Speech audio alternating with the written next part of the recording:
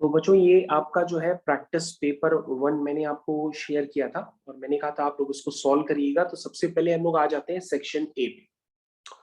तो section A में आपको पहले क्वेश्चन का आंसर बताना है। तो किसी बच्चे ने पहले क्वेश्चन को सॉल्व किया है या नहीं किया है तो अभी भी करिए। पहले क्वेश्चन का आपको हमें सॉल्यूशन बताना है, आंसर बताना है क्या है।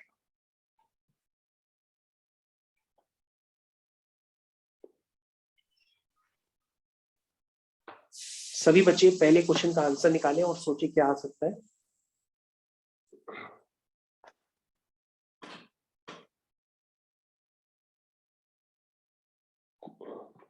सभी बच्चे पहले क्वेश्चन का आंसर निकालें।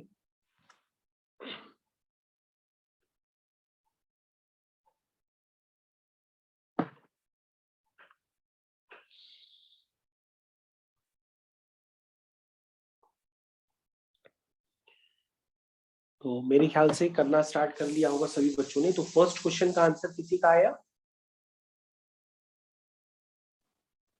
फर्स्ट क्वेश्चन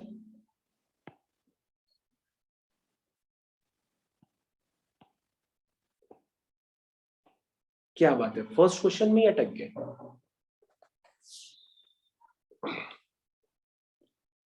तो आपको निकालना है modulus of A cross B, ये निकालना है बच्चों, ठीक है। और आपके पास डेफिनेशन डॉट प्रोडक्ट की भी है, क्रॉस प्रोडक्ट की भी आप ऑलरेडी जानते हैं। तो आप एक काम कर लीजिए, जो जो आप जानते हैं उसको आप यूज करिए और क्वेश्चन को करिए, देखते ना रहिए कि क्या करें क्या ना करें। ए डॉट बी क्या होता है? ए डॉट बी होता है mod of vector A mod of vector B cos theta. 5√7। तो आंसर किसी ने बताया है 5√7। 5√7, ओके। ये किसका आंसर है? ए क्रॉस बी का।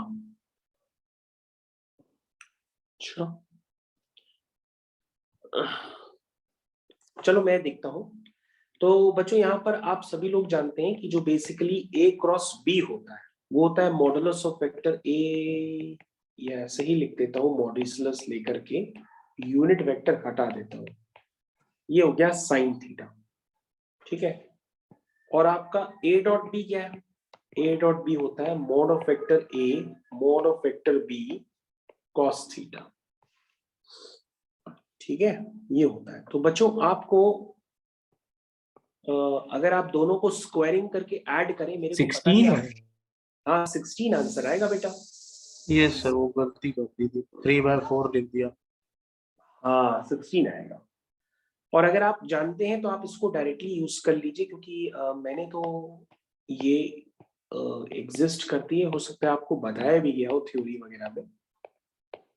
इसको डायरेक्ट यूज कर लीजिए। दोनों को स्क्वायर करके जब आप ऐड करेंगे, इन दोनों को स्क्वायर करके जब आप ऐड करेंगे तो आपके पास ये एक इनइक्वालिटी आती है, इसको कॉची इनइक्वालिटी भी कहते हैं, या जैसे भी याद रखो यार, ऐसे ही कर लो। दोनों को स्क्वायर करके ऐड करो, डायरेक्ट आपके पास आंसर आ जाएगा, क्योंकि बाकी सारी वैल्यूज आपको पता है, बाकी सारी वैल्यूज आपको पता है।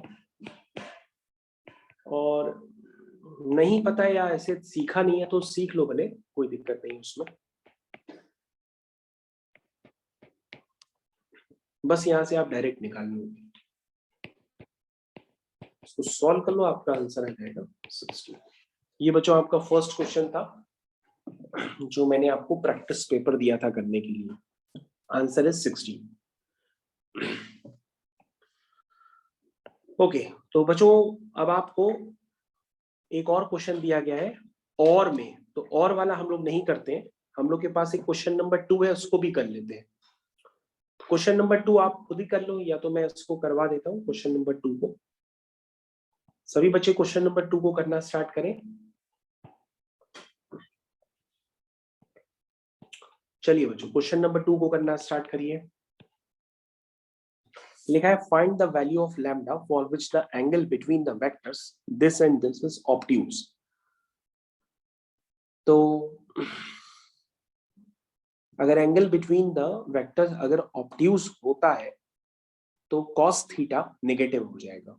वैसे तो cos थीटा पॉजिटिव होता है क्योंकि थीटा एक्यूट एंगल होता है, डॉट प्रोडक्ट ऑलवेज पॉजिटिव होता है।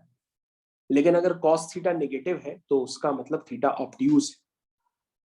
तो आपको कुछ नहीं करना है, यहाँ पर आपको लैम्डा मेरे को बताना है कि लैम्डा क्या आएगा। तो कोई निकालना है? तो बच्चों क्या लिखेंगे कि इसमें जो cos थीटा है वो लेस देन 0 कर देंगे। cos थीटा होता है a dot B upon modulus of vector a modulus of vector b less than 0। तो ये बच्चों एक तरह से फिजिक्स का ही क्वेश्चन हो गया। नीचे जो पॉजिटिव नंबर्स है उसको हम डिस्कार्ड कर देंगे, क्योंकि पॉजिटिव नंबर्स इनइक्वालिटी से डिस्कार्ड कर दिए जाते हैं। अब आपके पास डॉट प्रोडक्ट लेस देन 0 करना पड़ेगा। तो ये हो गया 7 टू जा 14, यानी हो जाएगा 14 lambda square minus 8 lambda plus lambda less than 0। Check कर लो आप लोग क्या हो गया बेटा। कुछ नहीं। अच्छा, तो इसको बच्चों सॉल्व कर लीजिए आप। 14 lambda square minus 7 lambda less than 0। तो यहाँ से आप 7 लैम्डा कॉमन ले लीजिए, तो अंदर आएगा 0 से 2 1। लैम्डा। 0 से 1 नहीं, 0 से हाफ। 0 से 1। इसको वेवी स्क्वायर पैटर्न तो आपको बताया गया, बस उसको यूज कर लो। प्लस माइनस प्लस, तो लैम्डा आपका आ जाएगा 0 से हाफ। ये आपका क्वेश्चन मैंने कर दिया। क्वेश्चन तो इजी है, क्वेश्चन टफ नहीं है। उसके बाद बच्चों जल्दी से अरे बाप रे, ये देखो बच्चों, ये क्वेश्चन नंबर 3 एनसीईआरटी से आ गया। इसमें प्रिंटेड है, जो हम लोग अभी निकाल लेते, पी ए बाई बी निकालो, पी ये सब वगैरह सब दिया हुआ है। तो क्वेश्चन नंबर 3 नहीं करते हैं, क्वेश्चन 4 कर लेते हैं। क्वेश्चन नंबर 4 का आंसर तो आपकी एकदम फराटेदार स्पीड से होना चाहिए। ये देखो, इतना आसान क्वेश्चन हमें लगता नहीं है जल्दी मिलेगा। जल्दी से आंसर बता दो क्या है।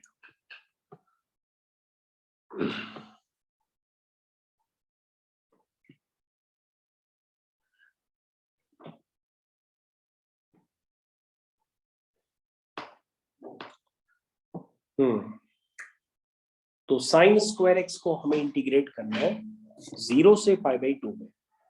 तो जब आप साइन स्क्वायर एक्स का, ऐसे समझ लो कि साइन स्क्वायर एक्स का आपको एरिया निकालना है 0 से π/4 में, 0 से π/2 में। तो क्वेश्चन को तत्काल प्रभाव से करने के लिए साइन स्क्वायर को 1 माइनस कॉस 2x अपॉन 2 लिख लीजिए, और उसके बाद उसको नॉर्मल इंटीग्रेशन कर लीजिए, आपका सॉल्व हो जाएगा। तो एनीवन, किसी का आंसर आया?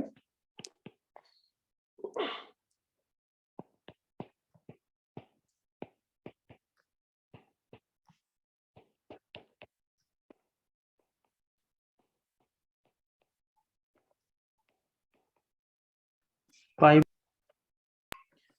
Minus half. Okay, minus half इसका आंसर नहीं है। नहीं सर, π/4 माइनस हाफ। तो एक मिनट सर, एक मिनट गलती करें। इसका आंसर है बच्चों सिर्फ और सिर्फ π/4 आएगा। आप चेक करो, और कुछ नहीं आएगा। जो सेकंड वाला इंटीग्रल है वो कुछ नहीं बचता है, क्योंकि साइन n पाई जो होता है वो 0 होता है। Yes yes yes sir. Answer सिर्फ π/4 है और कुछ भी नहीं है। ऐसे क्वेश्चन तो आपको बहुत स्पीड से करने होते हैं, बिना समय खर्च किए। चलो जल्दी से इसका आंसर बताओ, ये और वाला भी करके। चलिए और वाला भी कर लीजिए,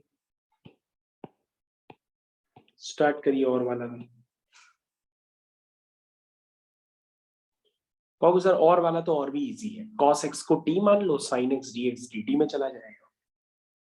चलिए, तो cos x को t मान लेते हैं, तो sin x dx is equal to minus का dt हो जाएगा।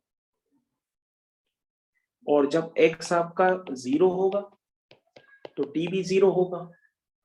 नहीं नहीं नहीं नहीं, जब x 0 होगा तो t 1 होगा, और जब x π/2 होगा तो t 0 होगा।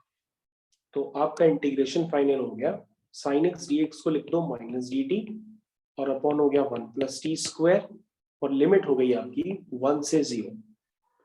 लिमिट्स को इंटरचेंज कर दो तो माइनस गायब हो जाएगा, 0 से 1 D T upon 1 plus T square.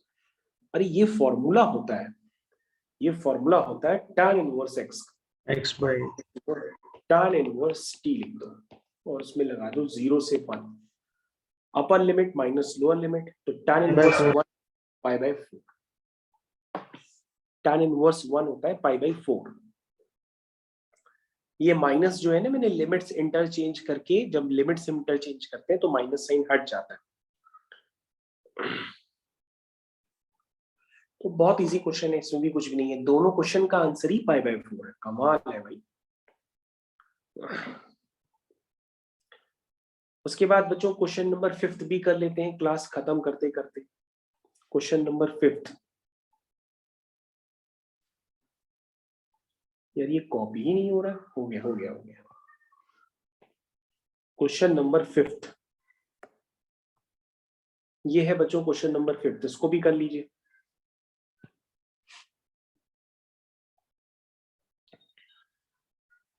The equation of a line passing through, नहीं नहीं नहीं नहीं, कुछ और क्वेश्चन है। If the points A B C are collinear find the value of lambda, ये क्वेश्चन है। If the points A, B, C are collinear, then find the value of lambda. 10 आएगी, लैम्डा की वैल्यू 10 आएगी, बिल्कुल सही है। सबसे पहले 2 पॉइंट से पास करने वाली लाइन की इक्वेशन लिख लो और लाइन की इक्वेशन लिखने के बाद तीसरा पॉइंट भी उस पर सेटिस्फाई करा दो, वहां से लैम्डा की वैल्यू आ जाएगी तुरंत, अगर आपको तुरंत करना है। तो सबसे पहले equation of a line passing through a point A B क्या होती है, x माइनस x1 कैसे लिखते हैं, x minus x1 upon x2 minus x1, यानी कि ये, ठीक है। और फिर y minus y1 upon y2 minus y1, z minus z1 upon z2 minus z1। तो this is equation of a line passing through 2 points, but this line is also passes through 5,5, lambda, तो उसको satisfy करेगा। तो यहां से आ जाएगा x plus 1 upon minus 3 y minus 3 upon minus 1 is equal to z minus 2 upon minus 4। इसमें क्या करूं बच्चों, 5,5, लैम्डा पुट कर, तो जब पुट करोगे तो ये बन जाएगा 5 प्लस 1 अपॉन 3, 5 माइनस 3 अपॉन 1, तो माइनस पूरे से उड़ा दो भले, is equal to lambda minus 2 upon 4। ये हो गया, माइनस पूरे से कॉमन लेके हटा दिया। अब इसको सॉल्व कर लो किन्हीं भी दो को इक्वल करके, तो यहां से लैम्डा की वैल्यू 10 आ गई।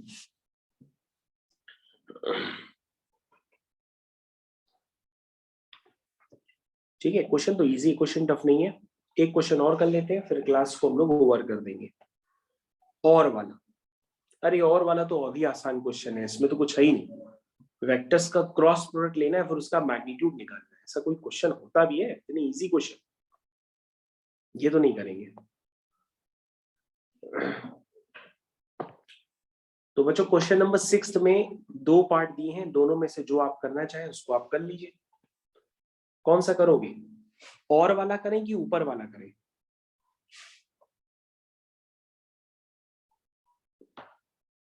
कौन सा करना है?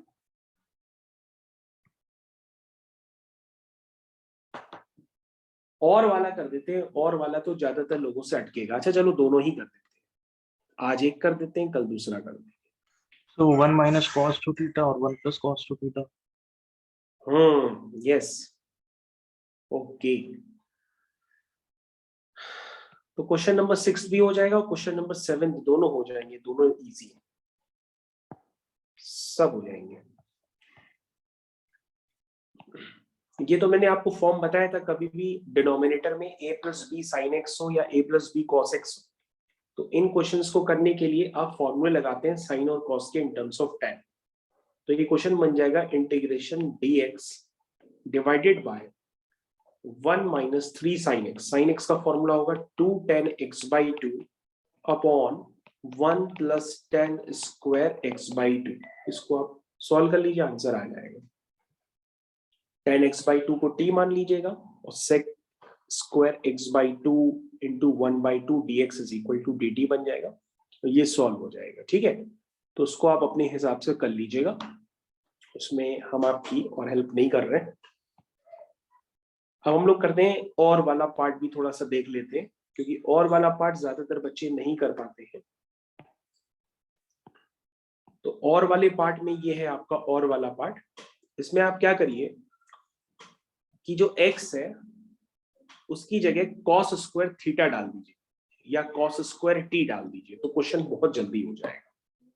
क्या जैसे आप करना चाहें वैसे कर लीजिए, वो आपका, ठीक है। मतलब कहने का ये है कि इसमें रूट x को आप पुट कर दीजिए cos t, रूट x को आप पुट कर दीजिए cos t, that means x is equal to cos square t, ये पुट कर दीजिए।